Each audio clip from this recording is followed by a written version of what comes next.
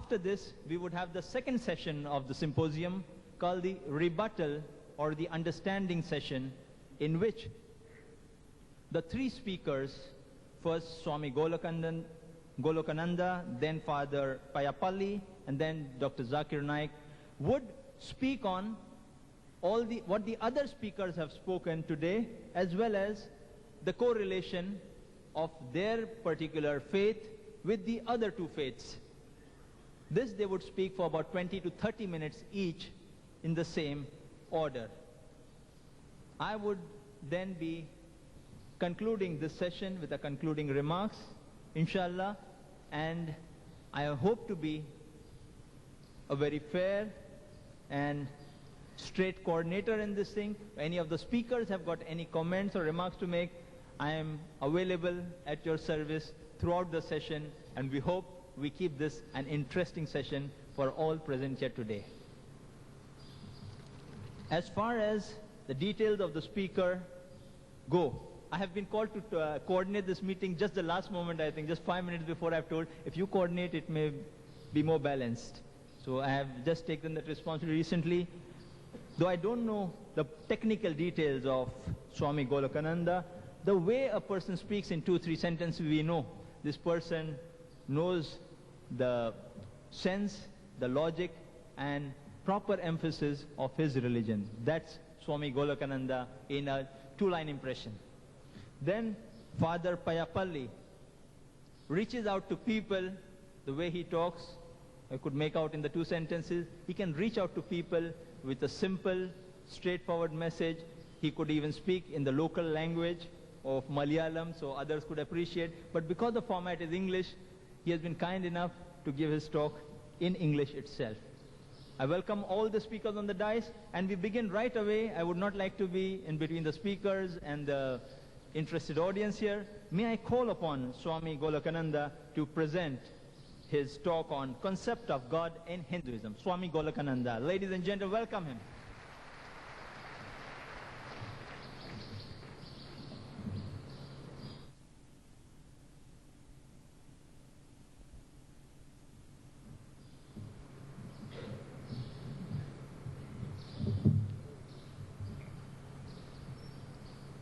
Respected Chairman of the meeting, Dr. Naik,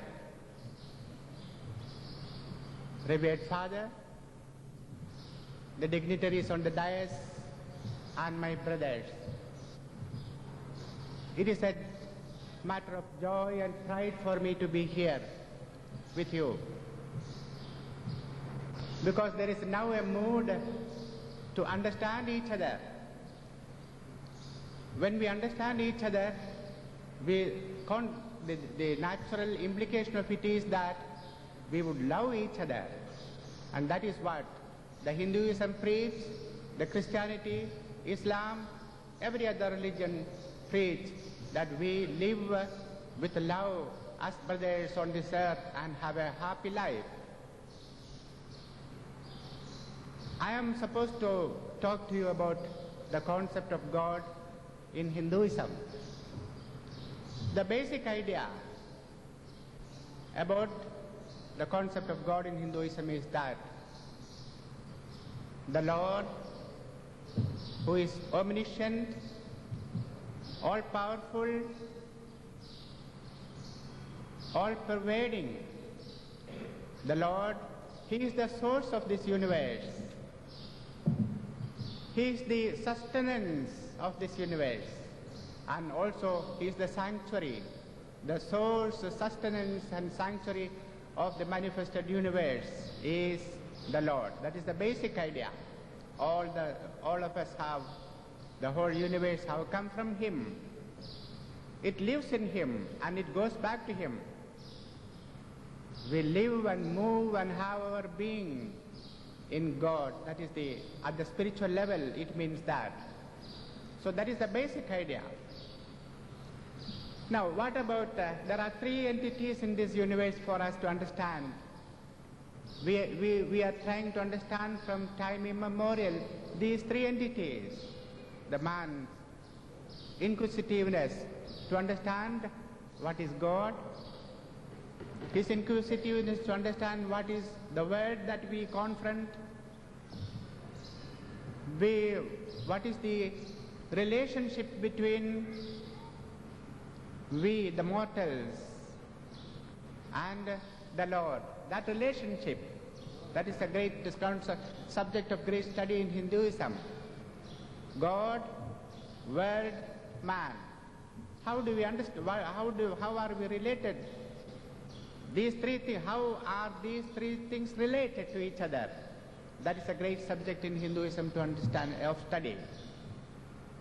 There are three types of philosophies in Hinduism. And all these three philosophies have their own approaches. But ultimately, I think all of them converge into one concept. Three philosophies in Hinduism is Advaita Vedanta, Advaita. The other is Vishishtadvaita. The other is Dvaita. Dvaita we understand. The Dvaita philosophy will tell us the Lord, the repository of all auspicious qualities, from whom the world has come into being. We are in Him and we go back to Him. He is our supporter. He is the source of all that is auspiciousness, goodness, nobility. God, we are eternally related to Him as a servant or as a son. That is to say, philosophically speaking, that is to say, Dvaita philosophies will say, we and God and ourselves, individuals, we are eternally different entities. We are different and the Lord is different, but we are eternally related to Him. We are dependent upon Him. We depend upon Him for everything and of everything. So we have that separateness from Him. Also they hold that the world also is different from God and the human living beings. So the living beings, the inanimate objects in the world, and God, these three, there are three entities, and they are eternally different from each other. That is the view held by the Dvaitins.